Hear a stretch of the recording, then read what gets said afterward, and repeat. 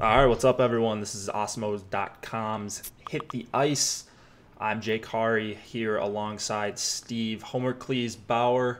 We're going to talk through a six-game slate. Steve, how you doing? How's NHL going so far for you this season? And how does this slate shake out at first look? I'm doing great. The season's been, I haven't played as many slates as I've been hoping to so far. It's been a bit of a busy weekend with UFC and stuff, and then up here in Canada we had Thanksgiving this weekend, so it was, I have to go see the family the last couple days, so I didn't really get around to too much, but excited to get back at it today, and liking the size of this slate. Like, 6 games is right in my wheelhouse. It's like the perfect size for cruncher and stuff like that for me. So just looking forward to it. Yeah, no, I like six-game slates as well. Like 6 to 8, I think, is like the perfect size where you don't feel like you're sacrificing too many teams that you like to play. So especially when you're MMEing. So you MMEing tonight? Is that the plan? Yeah, for sure. Gonna try to get it in on both sites here, DraftKings and FanDuel. So yeah, that $20 on DK. Trying to decide how many I want to throw into that. It's a nice tournament. Yeah. That's what I'm thinking too. How many do I want to go? Yeah, the 150 is questionable just because you really need to get like a top 5 in order for that to pay off. But I don't know, maybe 40 or 50. I'm thinking right now. I don't know. We'll see once I start to crunch. I think you can get a lot covered with 40 to 50. Yeah, I mean, 6 games. If it was 14 or something, 13, 12 games, then I wouldn't feel too great about that. But yeah, this size, I think you can. I think I go right into it if you're ready to get started. Sure. All right, cool. Let's go to Vancouver and Carolina. We have Jacob Markstrom going up against Curtis McElhinney. 2.5 implied total for Vancouver, 3.5 for the Hurricanes. Would have to imagine the Hurricanes get a bunch of ownership here, but which is the line that you prefer if you have a strong lean? Both of these lines have been really awesome offensively, the top 6 for Carolina. But where are you leaning, just taking into account ownership and pricing and all that? Yeah, Carolina is going to be a hard team to get away from. They're reasonably priced, and it's the biggest puck possession mismatch on the slate. Vancouver got destroyed by Calgary as far as shot attempts go in the first couple of games they played. And Carolina's been really dominant at 5-on-5. So, it just seems like such a smash spot for Carolina here. I do like both lines. The first, last game that Carolina played at home, they had the Stahl line hard matching with the Zibanejad line. Mm-hmm. So I think there's a good chance we see them go head-to-head with the Horvat and Besser line. And there's one small change on that line. They moved Berchi off, and they got Leipzig up there as well. So I'm not quite sure how that's going to affect them, but they weren't the best puck possession line. I think they can be taken advantage of at 5-on-5. I don't know. I think that a lot of people will go to that Carolina second line, actually. That's a line I want to play, but because they do come at a pretty good discount. You can fit a lot of the other expensive lines in. So I think they'll be kind of highly owned as a product of the pricing.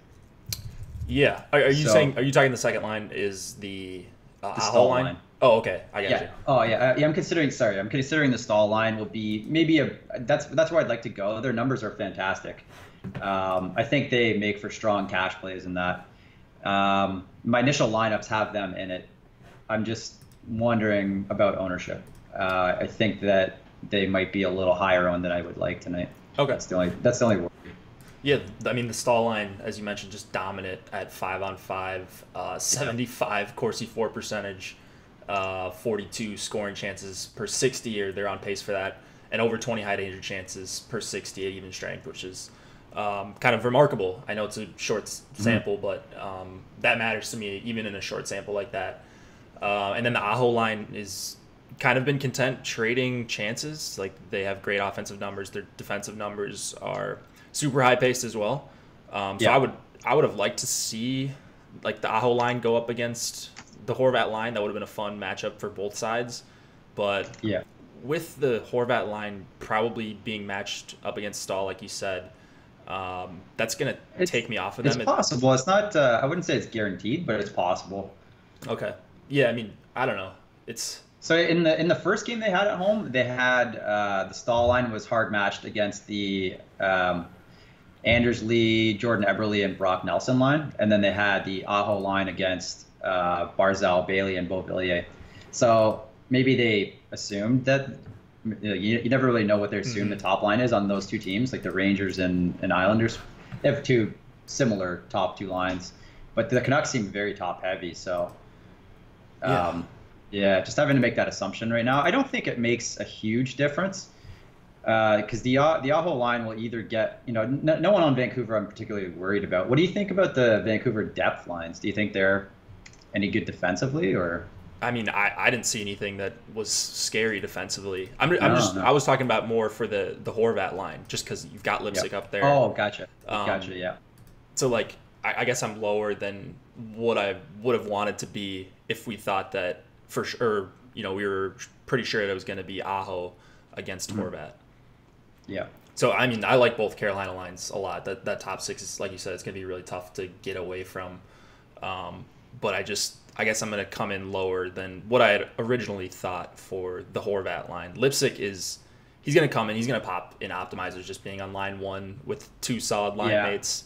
He gets power play time too. I believe he's on the second unit, but he's 2,800. It's kind of tough to get away from him if you're MMA. Yeah, he's a very strong cash value for anyone looking to play cash tonight. He's only 2,800, right? So yeah, that's a good point. One thing I noticed with Vancouver, they were taking a lot of penalties, and their penalty kill got smoked out by Calgary last game. The only thing with Carolina is their power play doesn't seem great. So you could consider a power play stack with Carolina, but I think their strength is at 5-on-5 as a team. For sure, 100% agree. And then it looks like on Daily Faceoff they have Falk in the power play one quarterback role, and then Dougie Hamilton on the second unit. So it's not a huge thing, but I still prefer Dougie if you're playing one-offs. I mean, he just shoots so much. He leads all the NHL defensemen in even strength shot attempts so far this season with 20, which is pretty significant through 3 games. But that's really all I have on this game. Just the top 2 lines for Carolina. Lipsick, you mentioned, is a really great cash option. And then I don't really have anything on the blue line for Vancouver unless I'm missing something. No, not really. I mean, maybe Edler can get there in blocks and stuff, but otherwise I'm not really interested in his offensive upside. So Hamilton would definitely be my preferred cash option for defenseman. Falk becomes interesting just for that power play spot, Vancouver's weaknesses. I noticed a lot of people are probably going to go with the Carolina goalie here, McElhinney, because they think it's an easy win. So I think he's fine in cash games. I just don't expect him to face many shots, though. So I think the upside's definitely lacking. You pretty much need him to get a shutout to be worth it in GPPs, and he'll probably be popular. Yeah, I don't like him. If I'm playing one lineup tonight, I would try to avoid McElhinney. Since I'm MMEing, I'm going to have a bunch of exposure to him, but probably going to be below the field even so. He's just not a great goalie. He's 7,700. He is a big favorite, but I don't know that the shot attempts are going to be there for Vancouver anyways. So, I agree there. Yeah. Any interest in Markstrom as a flyer? Yeah, I do. I do have interest in him because he should get peppered with shots tonight. Okay. Absolutely peppered. So, we saw the very first game with Carolina. They seem to have found their goal scoring touch the last couple games, or the last game. Mm-hmm. But the first game against the Islanders, you saw Greiss put up a massive performance, over 40 saves. And Markstrom had a game like that against the Flames, the first game in Vancouver. So he's capable of that upside there. He could get peppered, but he's worth a GPP dart throw there. I think he definitely has a ton of upside. And I think I might include him in some Vancouver stacks, but you could play him solo too. Yep, that's exactly where I was going next. Markstrom, the majority of my exposure to him is going to be in those few lineups that I do get the Vancouver 1 stack, because that's really the only line that I'm looking at for them. All right. Yeah, me too. Let's go to San Jose and Philadelphia. We have, I would assume it's going to be Aaron Dell going up against Brian Elliott. Elliott is likely. No confirmation that I'm seeing yet on Dell, but I don't know if you maybe saw something different.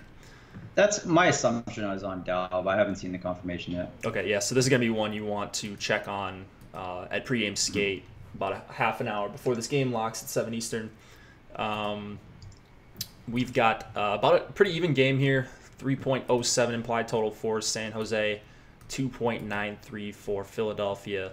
San Jose on a back-to-back ugly loss yesterday against Buffalo. I don't know, maybe there's some recency bias there. I don't really get to a lot of Shark skaters here.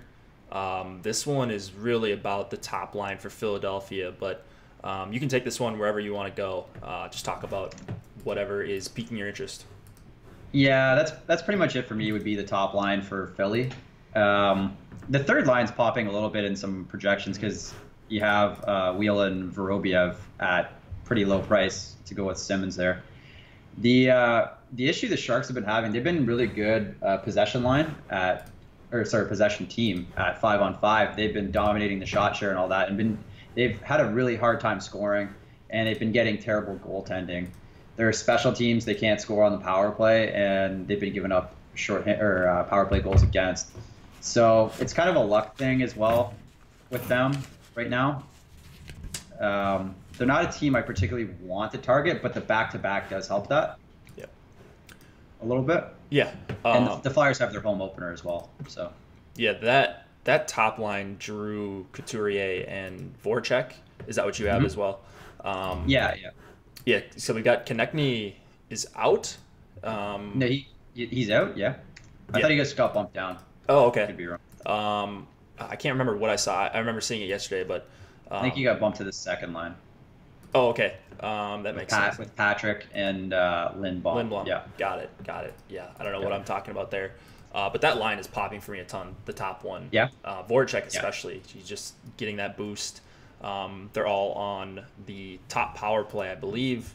And then San Jose being on the back-to-back doesn't hurt as well. Gostisbehere is priced fairly, I think. He's my preferred option for the Flyers D-men. And, I'm just going to have a lot of exposure to Philadelphia one for sure. Yeah, I like it for sure. And then on the San Jose side, the back-to-back's not great. If Philly's generally not a team that I want to target against, they're not bad defensively. Mm-hmm. The only times they give up goals is when they've been having goaltending issues, just not getting a lot of saves there. The way the lines are constructed right now, I think that the second and their depth lines can be had defensively. I don't suspect them to be too strong. The top line you want to avoid. Couturier is a top two-way player in the league, and that line was pretty good defensively last year. So I'm wondering, do you think they go against the Couture line or the Pavelski line if they go anywhere? I mean, first guess is that they go Pavelski. But I remember at times last year. That makes sense, right? Yeah, I just remember times last year. I thought it was going to be Pavelski when Thornton was out, and the teams like their shutdown line would go up against Couture. So I really don't know for sure, but right now I have it projected like they're going up against the Pavelski line. Yeah. Okay. So in that case, I do have interest in Couture and Hertl there. Hertl's been playing great, but he's been snake bitten so far, and he's been getting a lot of high quality chances. So I think he's ripe to burst through. Plus, he's on that top power play now that Thornton's out. So Hertl's probably my top play on the Sharks tonight, I would think. Okay. Yeah. If I'm playing anyone. Any Brent Burns for you? I mean, I'm sure you're gonna have some of him if you're MMEing, but yeah, I'll have some.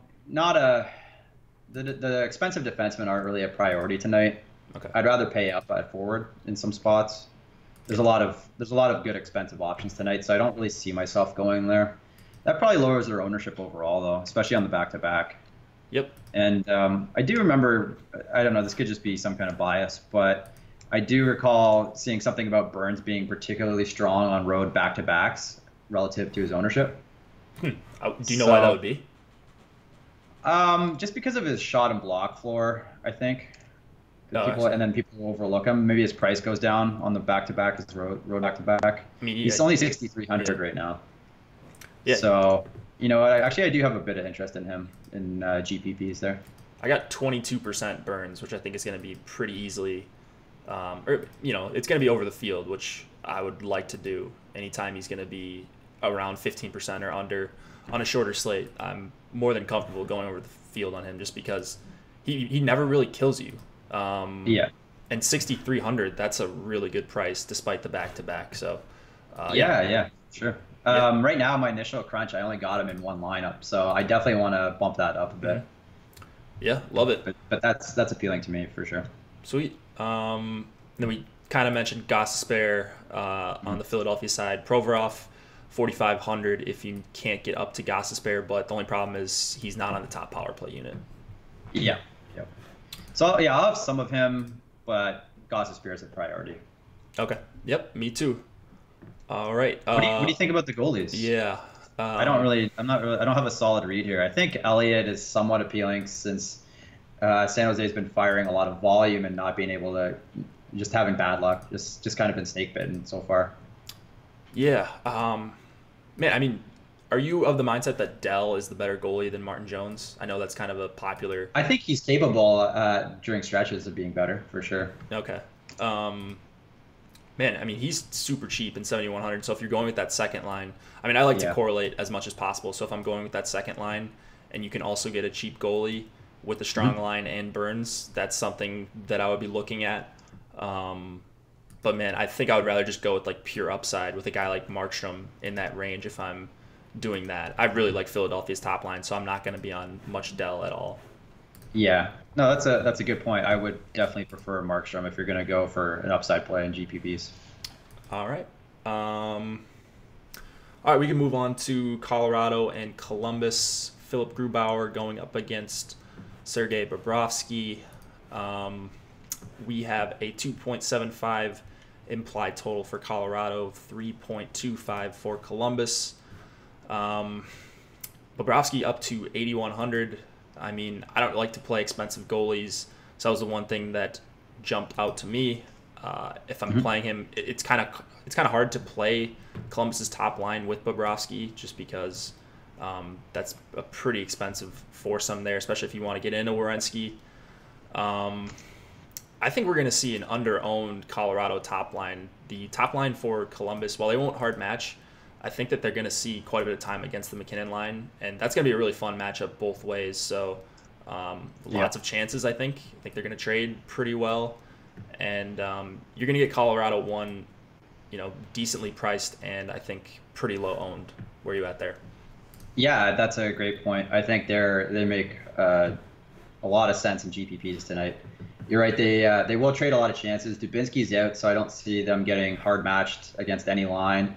And the Columbus defense without Seth Jones in the lineup hasn't really been all that special. They gave up plenty of opportunities against Carolina the other game. So yeah, I don't really fear them at all. Yeah. The Werenski Savard line just got dominated. The defensive pairing got dominated against the Hurricanes the other game, and I believe that's the shutdown pair. So it's a pretty good spot for McKinnon and Landeskog and Rantanen. Yeah, McKinnon's a guy who he breaks the numbers that I look at. He's just constant. I have to bump him down, especially when he's priced under 7K like he is right now. He's just coming up as a decent value compared to the guys like Sagan and the other expensive centers like Scheifele, even though he's not really that expensive. But we'll get to that in a little bit. Yeah. Colorado was pretty bad on the road last year. In terms of possession, 62.5 shot attempts per 60, almost 30 scoring chances against, almost 12 high danger chances against per 60 as well. So that Columbus top line is the one that I'm really looking at here. I don't really have any super sneaky lines tonight. I'm kind of just playing the best lines because you can afford them outside of Dallas 1. Yep. So do you see anything else like depth lines? Are you going to the second line for Colorado? Are you going to the Wenberg line? Anything else stick out to you here? I mean, that second line for Colorado, that Tyson Jost line is pretty cheap, but you can mix them in with some of the expensive lines, I suppose, but they're not really a priority for me. It's mainly the top lines. Yeah, that's exactly where I'm at as well. Tyson Berry is my guy I'm going to with my Colorado stacks, or if I'm going with like a mini with McKinnon, I really like that duo.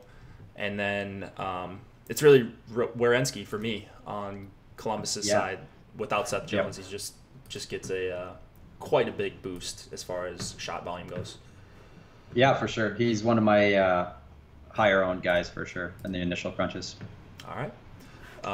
Let's move it on. Oh, do you have anything for goalies here? Grubauer, it's pretty cheap. I'm thinking about Grubauer. Yeah, I would include him in some Colorado stacks. Okay. Yeah, because that price is pretty good. Columbus hasn't been lighting it up exactly lately. Okay. Or this season. So yeah, I think he's a fine play in GPPs. The only thing I'm worried about with him is just, as I mentioned, Colorado was pretty bad on the road last year. They don't really get to dictate what they do with their best line being on the road, and just a lot of high danger chances. So I'm a little worried about Grubauer, but that's about all I got for goalies there. Yep, no, I agree. All right, let's go to Calgary and Nashville. We have Mike Smith going up against Pekka Rinne. Rinne, the home favorite, super priced up on DraftKings, 8,400, and he's not confirmed just yet, but that's who we're going to assume is going. Make sure to check this one out as well. Not a ton of confirmed goalies today, oddly enough. But Smith, 7K, capable of standing on his head. I play him, I think, a lot less than the DFS community does for whatever reason. He just doesn't pop in my stuff. But he is 7K. It's a really tough spot going into Nashville for him. So I'm going to have very limited exposure. I don't like much of anything on Calgary's side outside of maybe a top-line flyer, but I think I'm going to come in underweight at pretty much everything on the Calgary side besides Mark Giordano. Yeah, Gio pops for me the most, for sure. Generally don't want to target teams in Nashville. They were pretty strong at home. Rinne was much better at home as well. I think that the Calgary power play would be the only sort of stack I would do, just given how many penalties the Preds take. I think both teams took a lot of penalties last year, got into a lot of penalty trouble. So power plays are very appealing here. The Flames are not the Flames are a pretty good 5-on-5 team. Yep. At least their top six aren't too bad that way. So I didn't love targeting against them unless you had a really good special teams matchup. And the Preds are definitely capable of scoring on the power play. Do you know off the top of your head how the Backlund-Tkachuk combo was without Frolik? I don't know if they were strong last game. They were strong. Okay. Yeah, it was Vancouver though, so I know last year. Take that for what it's worth.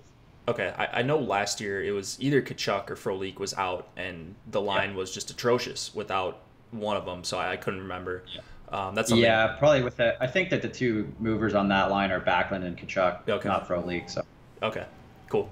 But they did. They had a really good game with Zarnik possession-wise against Vancouver. Got it. Yeah, they were the best line in their last game at home. Okay. At even strength. That's good to know. So I'm gonna lower my Turris line exposure just because when they're this cheap, they're always gonna come up for me. Just because Fiala and Smith have such good peripherals, like they shoot a ton, they create a lot of chances. Turris not so much, but just as a center, he kind of gets dragged along with those guys. And right now I have it as Johansson's going to match up mostly with Monahan, Gaudreau, and then Turris against the back end line. So you saying that, you'd want that top line matchup for sure. Yeah. So again, it's just going to be mostly top lines here, maybe a sprinkle of Fiala, Turris, Smith, but I just don't see it. It's a shame when you can't get any of those depth lines because the top lines are always way more popular, right? Yeah. Oh, exactly. Like Nashville 2 is going to be half the ownership, maybe less than half of the top line. Yeah. So they're so cheap too. Look at Fiala, 3,800. He should never be that cheap. Yeah. So no, that's absurd. They're just going to keep coming up. Like I keep trying to bump them down, and they keep popping for my projections. So if you're using my projections on the site, then you're probably going to end up with some Turris, Fiala, Smith. Blue line here. Is it Yossi? Is it Subban for you? Both under 6K. Subban on the top power play. I'm assuming he's going to be the more popular of the two. Yeah, yeah. I do like I do like their top three defensemen. They're always great in any capacity. Subban probably a slight edge just given the top power play unit exposure. Yep. And then Gio is a guy that I'll be smashing just because he's shooting so much. No Dougie. We're expecting him probably to shoot a ton this entire year, and he's started off that way. So keep playing him while he's relatively cheap. Yeah, that's all I got for that game. Ready to move on? Yep. All right, let's go to the Kings and Jets. We got a 2.5 implied total for LA, 3.5 for Winnipeg. And the main talking point here, I think, is just this Winnipeg top line. Like, what is DraftKings doing? They just priced them down so far. They're, 18-4 to stack in total. Super affordable when you look at a line like Dallas won. So Winnipeg won probably the most popular line on the night. Is that fair to say? Yeah, they were the first line I stuffed in my first lineup. So they're gonna be pretty popular. Scheifele at 5,900. That's way too cheap for him. Yeah. I think Wheeler at 6,700. That's about right. Yeah. So Wheeler is the guy that you can make a case is priced correctly. Those two are two of my highest exposed skaters on the slate right now. Right up there with like the Dallas ones and the Philadelphia ones. So I'm going to have a lot of them. I don't really care that they're chalk. The only thing that's worrisome here is they're probably going to see quite a bit of time against the Kopitar line. Is that your read? I would think so. Yeah, they're usually the shutdown line at home. Okay. So that's the only thing that's kind of keeping me off of them, or at least around where I expect the field to be at, and not making a huge stance on them. They did have success in their one game at home against LA last year, and they did have that same matchup. Like the possession numbers were great actually against Kopitar. So, a little bit to worry about, but I'm not bumping I them think down that Winnipeg top line for me I think they're matchup proof.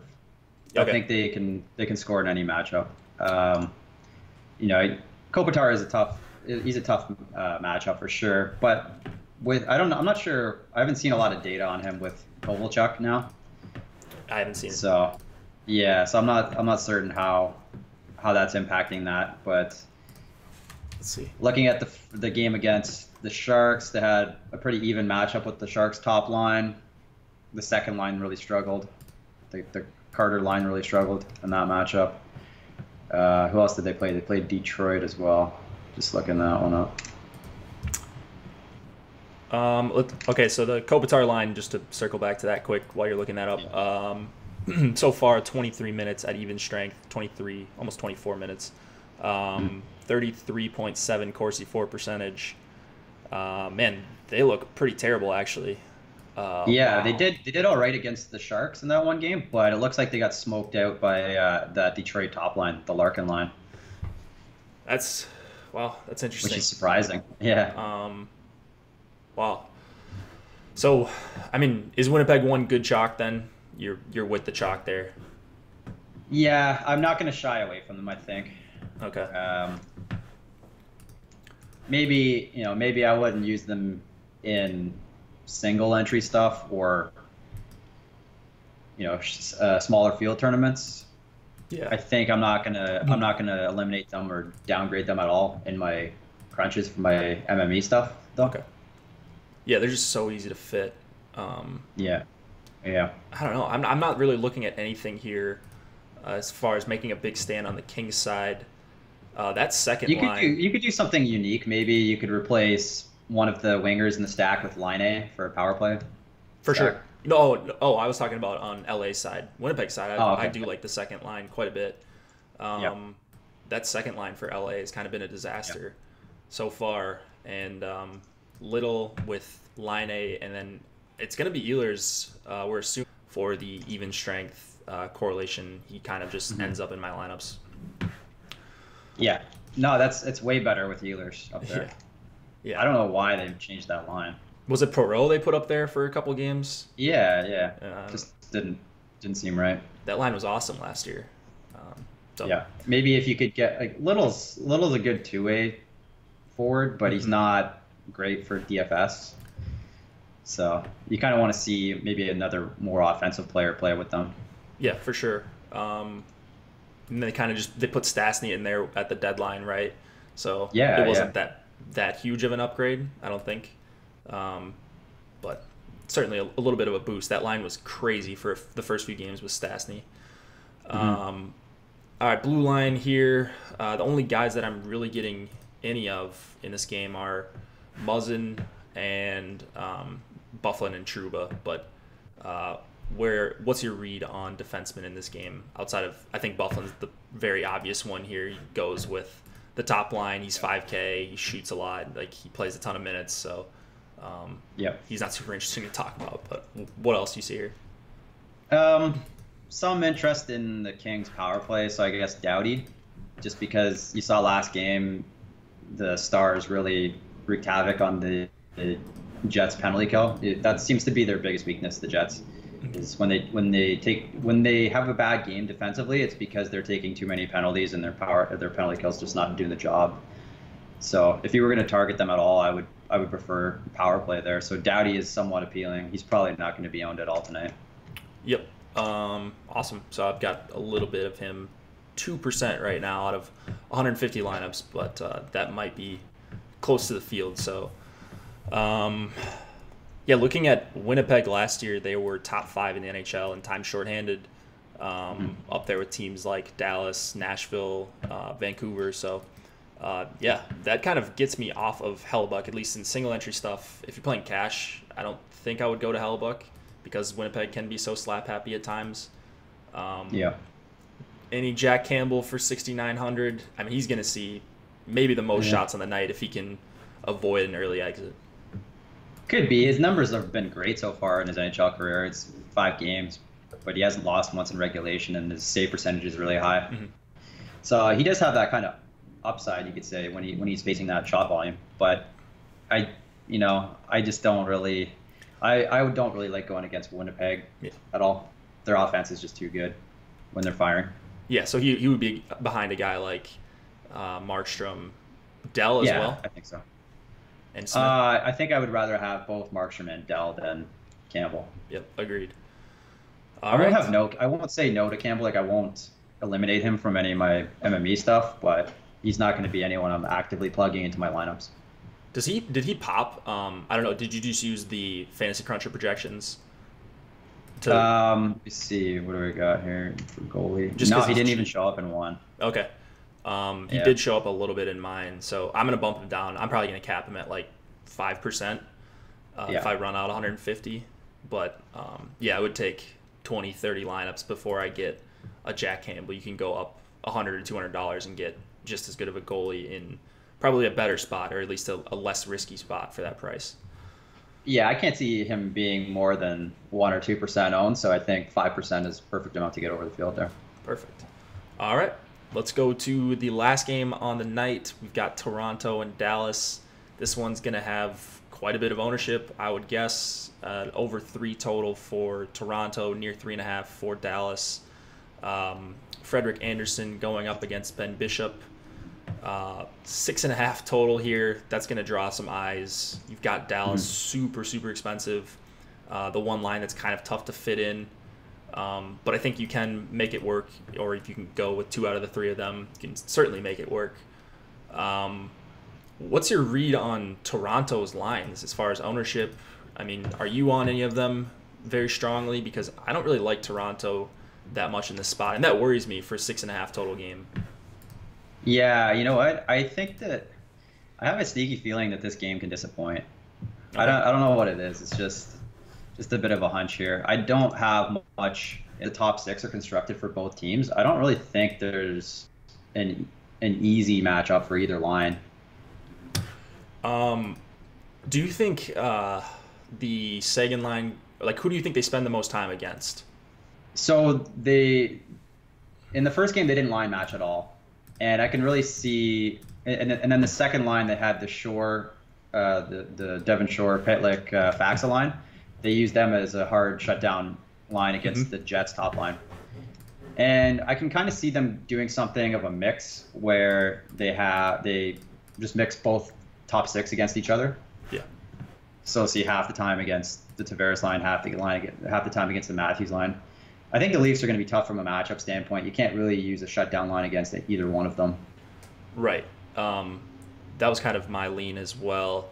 But as long as the Sagan line, like, the majority of their time is coming against the top six for Toronto, right? So that Matthews line has been horrific defensively. Yeah. Under 40% Corsi for percentage. They're on pace for over 25 high danger chances per 60. Obviously not going to keep up, but that's pretty terrible, even in a couple games sample.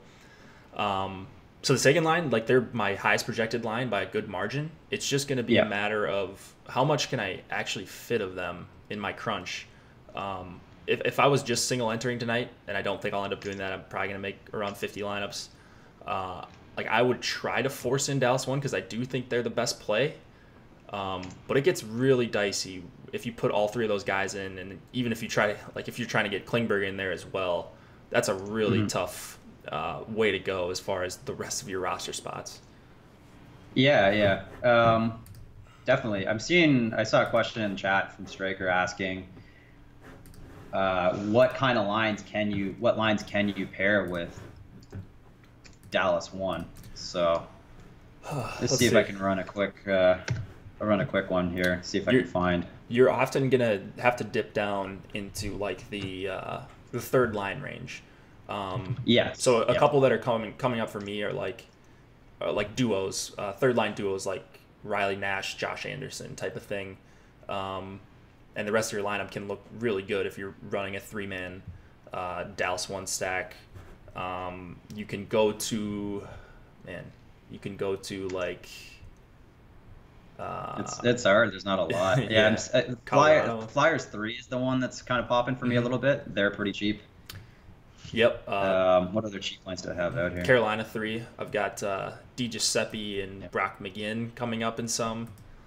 Not the most electric line, but if for some reason that line scores a goal or one of those guys gets a goal and the other one gets an assist, you're in a pretty good spot because those guys are just dirt cheap, $3K and $2,700. So you may not be able to run like a classic 4-3 with Dallas. So I would maybe get away from doing that because you're going to be dipping down to an entire third line, and I don't really love doing that. So anything you're seeing, Steve? Yeah, there's nothing really in the way of good cheap lines to pair with them. So yeah, you will have to be a little bit creative there. So you're right. That's the one line I like in this game. Really, is that top line for Dallas. That would be the best option. On the Leafs side, I don't love anything at even strength. I think Dallas is a solid 5-on-5 team, especially their top six. And so you'd think maybe, okay, would you go down to Kadri? But that line hasn't been great, and now they replaced them with a fourth line two-way player in Lindholm. Yeah. So there's really nothing there. I think Toronto power play, if they're going to score goals in this game, it's their power play. Yeah. And that's an elite power play unit. So if I'm playing Leafs at all, they're just power play stacks. But I mean, that's going to be really tough to fit in. So you've got the three centers. Yeah. They're expensive problem. Too. Yeah. Tavares and Matthews are super expensive. Kapanen, I mean, he's 3,100. So if I had to go to a full stack, it would be Matthews, Marleau, Kapanen. But I don't know. I just don't love it. Like I just think people are going to see the 6.5 total, and they're going to just want to jam in some Toronto. But man, like I don't use Zach Hyman. He's someone that I actively like X out on bigger slates. But yeah, I mean, Tavares and Marner are super expensive. I'd rather go to like Philadelphia 1. I'd rather go to Winnipeg 1. So they're just not really going to make the cut for me, this Toronto team. Do you have that Tavares line possession numbers handy by any chance? Let's see. I can look it up really quick. Because I mean, just in general, just eyeballing some of these games so far, they seem to be pretty decent. At least the best two-way line of the top six for the Leafs. I know I looked it up last night, and it was nothing spectacular both ways. Because if it was, I would have written it down. Yeah, they're just slightly better than the Matthews line defensively, I believe. Yeah, man, still on pace for 70 shots per 60. Bunch of high danger chances. Oh, that's what it was. They had over 14 high danger chances per 60. High danger, they're on pace for that. So, man, this is a top 6 you can attack. Probably going to be a fun game to watch. There should be quite a few shots. I think more on the Dallas side by a wide margin, actually. That Sagan, Ben, Radulov line, they should have a ton of shots and a ton of chances to score. It's just going to be a matter of can that whole line get there for those prices, and can you find the filler line that goes off? Man. Yeah, that's going to be tough. Find the filler line. Well, I guess you can just mix them around as much as you can, but right. And what I'm doing with Dallas and what I'm doing, I think, is just like in general tonight. I'm running 3-3-2 because there's only a couple lines you can fit in that are playable with Dallas 1. So I'm running 3-3-2s tonight, just trying to get different from the masses, especially when I don't have the luxury of going with 150 in that big $20. Yeah, that's not a bad idea at all. Goalies here, I think they're both in play. Bishop more than Anderson for me, but Anderson, like I just said, I expect him to see a ton of shots. So goalies are really always in play when that's the case. We saw last year a bunch. He's capable of putting up one of those massive performances when the Leafs get badly outplayed. Yep. So I always keep him in play for me. Yep. He's never someone that I X out. He's a good goalie and sees a lot of shots, so he's going to have games where he puts up like 10 DK points, and that's huge on a shorter slate like this. Morgan Riley. One thing I'm seeing is I don't know how much you pay attention to betting lines and movement in hockey. I don't know if it's even relevant at all, but I am noticing that the higher percentage of bets are on the Leafs, and then the money line's moving towards the Stars. Okay, so the sharp money's on Dallas then, right? Yeah. That's where my money would be on in this game. For sure. Man, like I wish there was another usable line or maybe a couple forwards that you could use on Dallas, but do you really want to play like a Blake Como? Do you want to play Spezza for 4,400? I was looking at that line should I play them? Because the Kadri line had been pretty bad defensively, but now they switched Levo off that line, so now they look a little bit more defensively responsible. Yeah. Oh man. Spezza is appealing. Maybe you could replace him in the top line stack because of the power play correlation. Yeah. Other than that, I don't really see any appeal there. I just don't like Como was coming up a little bit. And just because he's 2,900, but man, like clicking on Blake Como if you're making a lineup by hand is probably the toughest thing to do on the slate. So let's talk about defensemen, and then we'll go over kind of the top stacks and maybe answer any questions in chat or talk about anything they want us to talk about, and then we will just get out of here. So you've got Morgan Riley at 6K. He's not. I don't think he's going to come up in like a single one of my lineups. I can look if he did.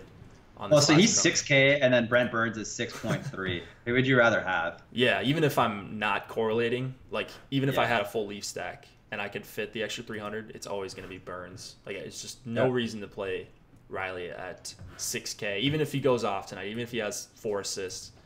He's not someone that shoots a ton anyways. No. He's had some results early in the year, but against bad defensive teams. And most of it's on the power play as well. Some of it's on the power play. He's got a power play assist in every game so far. So that's the one appealing part there. But he's expensive, and so are anyone you would stack him with on the power play. So there's no reason for it. Yeah, looking at it right now, I got 0 shares of him, and he's not going to move in my projections. So Berg 5,600, he's a lot more reasonably priced, but again, tough to get in with Dallas 1. I'm going to have a lot of 3-man Dallas 1 stacks, or I'm going to go like Sagan, Ben with Klingberg, leave off Radulov, do the same thing, but leave off Ben type of thing. So I'll have a bunch of Klingberg, but it's not going to be in full Dallas 1 stacks just because it's pretty much impossible to do that. Yeah. Any other, do you like any of these cheap Dallas D men? Do you like Lindell or I don't know? I like Lindell. Okay. Yeah, Haskinen, Miro Haskinen. Heskinen. Yeah. That guy he's really good, but he's not much of a floor kind of guy. He's not a big shots blocks kind of guy. This guy can skate though. He's smooth. I think eventually once he gets put in more of a power play type of role or whatever, or more offensive role, then he can really shine with Dallas. But for now, he's not a strong floor play at all. Yeah, I saw a bunch of people talking about him in a couple of different chats that I'm in. Yeah. So just wanted to bring him up. He's really skilled. I don't know if you ever saw the highlight. Something was floating around on Twitter. It was his first NHL shift, and he was throwing spinoramas, deking guys in his own zone and stuff like that. Being the first guy in on the forecheck and then the first guy back on the rush. This guy can skate for sure. Really? Yeah. Oh, all He's right. talented. Maybe I need to bump him up a little bit. Give him some more. But like I said, he doesn't have. Yeah, he's not the kind of guy you would bump up. He's more of a real life player than a DFS player. Oh, okay. I'd say. Yes. More feeling in real life. So he's not a big he's not just someone that's just gonna rip it from wherever, like a Brent Burns type player. He doesn't shoot a lot. Yeah. Okay. All right. So a guy like Lindell is more appealing to me as far as a safer floor and that. A guy I would have more of. Okay. If you wanted some value there. Awesome. And he's paired with Klingberg on the top pairing, so that's always nice. Probably see 20 plus minutes there. All right. There was one question in chat. Why are you guys higher on Dallas than the model? I don't know if he's talking about my projections or what. Are you higher than Dallas on most? At least the top line? I'm probably I'm not sure where the field's going to be on them. I think they're probably appealing. I'm probably under than the field. Probably a little bit less interested. But if I'm taking anything in this game, it's that top line. Okay. Just because of like we mentioned, the issues the Leafs have had defensively. They're playing a wide open style. They're just not a good defensive team, period. So yeah, I think that's about it. I'm higher on them in terms of like 3-man stacks if you include Klingberg. So get 3 out of those 4. And just hope you get the one that, or you leave off the one that maybe only gets a couple assists and isn't doing the goal scoring if they go nuts. So that's how I'm getting the exposure to them and getting way over the field on them. All right, let's go over kind of our top stacks. Sure. So I'll start and just go Dallas 1. I love them. Winnipeg 1 is too cheap. I like the second line as well on Winnipeg. Going in kind of reverse order. I will have some Nashville 2. I will have some Nashville 1, but probably more Nashville 2. I don't really love that game. I like Colorado 1. I think they're going to come in under-owned. And then that Carolina stall line I like quite a bit. And then the last one I'll mention is Philadelphia 1, who is coming up a ton for me. Yeah, for me, I like both Carolina lines, both Winnipeg lines, Columbus and Colorado top lines, and then Nashville top line. Those are the most appealing for me on the slate. I think that Colorado line, as we mentioned, will be kind of sneaky tonight. Which one? The Colorado top line, the McKinnon line. Man, it's always fun when they're sneaky. McKinnon he's just such a stud. I just remember him blowing up the slate like 15 times last year. Them and Winnipeg won, it seems like. Just like 2 out of 3 nights, one of those stacks would just be the nut stack. What about, this is kind of a good question, fave deep GPP, like sub 5% stacks, if you just, around 5% owned stacks, who would you say? Let me think on that. I don't know what we're going to get Colorado at. What do you think, under 10? I think under 10 is pretty, I think that's probably a lock. Yeah.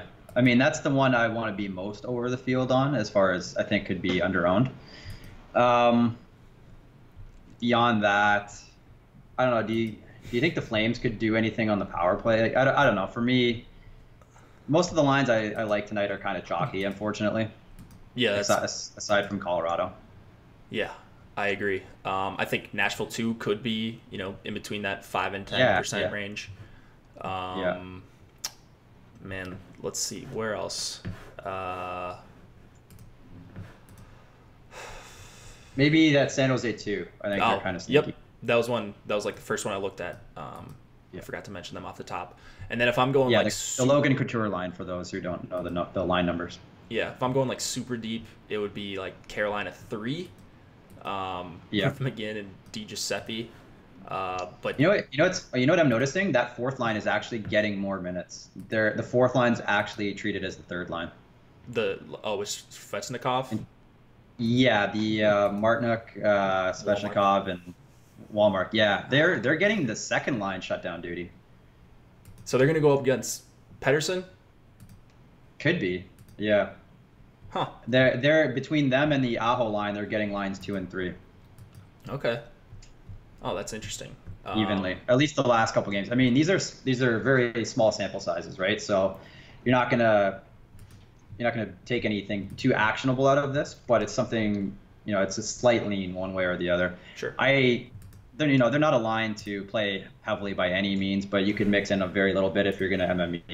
Okay. That'd be about it. Yeah, I mean, I limited like all these players that are on like the third lines really. I don't really play fourth liners, but all these third liners are around like 7 to 8% as far as caps go. I just want a little bit of mixtures, some 2-mans thrown in there, and hope I hit the right ones, because there's not one that I have a super strong take on, but just those couple that I mentioned. So I'll look at chat, give it one more look, and Besser line will eat. Man, they got a pretty tough even strength matchup if they do in fact get Stahl. Is there a place where you look to find like matchups before the game starts? Like, I know it's like you have a couple minutes to figure it out and maybe swap, but for the opening face-off at least. Just to see the line combos, like what they're skating with there. No. The like the actual matchups when they're like, I know on Twitter you can see who's starting, but it's like 2 minutes before. Yeah, no, it's just through Twitter there. Yeah. So you're not gonna know until at most 5 minutes before it locks who's gonna go. Yeah, I don't think you can really. Yeah, I don't think you can really do anything in that amount of time. You just have to get used to anticipating those moves. Yep. I think that's the key. So, early in the season, maybe you don't go as heavy on the line matching until we have more of a sample size, especially for the teams that have maybe new coaches or new guys that could be used in the shutdown role. Okay. I think that makes perfect sense. That's a safer way to do it. I prefer to be more aggressive and anticipate and pick and choose that way. Right, because I think it can backfire. Right, because if you do guess right, like let's say you have an inkling that Aho line is going to go up against Horvat, Besser, Lipsick all game, that's going to be a really high event matchup, probably both ways. And you're going to get Besser, Horvat, Lipsick under-owned and cheap as well. So that like, I'm like you, I would rather be more aggressive early and take a stand and maybe miss on a couple, but if you hit it, you can really hit it big. Yeah, for sure. My favorite place tonight. GPP goalies. I mean, I don't think anybody is someone that I'm going to be crossing off tonight if I'm making 150. But these cheap guys, like I like Bishop. I think he's one of my favorite goalies on the slate. Price, ownership, all that. People see the 6.5 total and will just shy away. Do you have one that you are really liking? I'll be mixing around my GPP goalies for sure. I think. So I see, a question about cash versus GPP and stuff like that. I think in cash, I could use someone like McElhaney, but I wouldn't use him much in. He's got very good win equity. He's a -200 favorite, but he may not see the kind of shot volume that some of these other cheaper guys will see, like Adele or we mentioned like Campbell or someone like that. If you're looking to take a flyer. Exactly. Okay. Dougie Hamilton or Roman Yossi, I'm assuming. Single entry GPP. And then we'll get out. I mean, I've got way more Dougie Hamilton. He's a better cash play. He's a better point per dollar play here. Yossi, you can get at much lower ownership. Yep. And he's got pretty good upside. He's because, with power play and stuff. I think I would go Dougie there, but I agree. Like Yossi's going to be lower owned because he's not listed on that top power play. Yeah. All right. Let's get out of here. Thanks for joining us, guys. Get to osmo.com. Check out my projections on the site. You can check out the spotlight stacks of the day that I wrote up this morning. Those won't be very surprising at all. We've got the news and notes from Morning Skate that Nolan Kelly does. That's a really good article to read if you can't be on Twitter all morning like we are. And then we've got, what else? The skaters and goalies article by Nolan today. That'll get mixed around between Nolan, Chris, and Vots. Anything else that I'm missing? The rankings, did you talk about? What's that? Did you talk about the rankings already? Oh, yeah. Osmo rankings? Of course. Yeah. Our site namesake. The Osmo rankings, he posts them. You can search by stacks. You can search by individual players. Those are a big help if you're just looking into getting into NHL, maybe for an NBA player. That would be a really good place to start. Those are something that I look at every single day. So those are out. They're usually out before the show. You can check those out if you are a premium member. If you want to become a premium member, just click on the Join Now tab on osmo.com. Any last words? Not really. Just good luck tonight, guys. Hope everyone does well. Yeah. Take it down. Awesome. All right, guys. Thanks for joining us. We will be back tomorrow.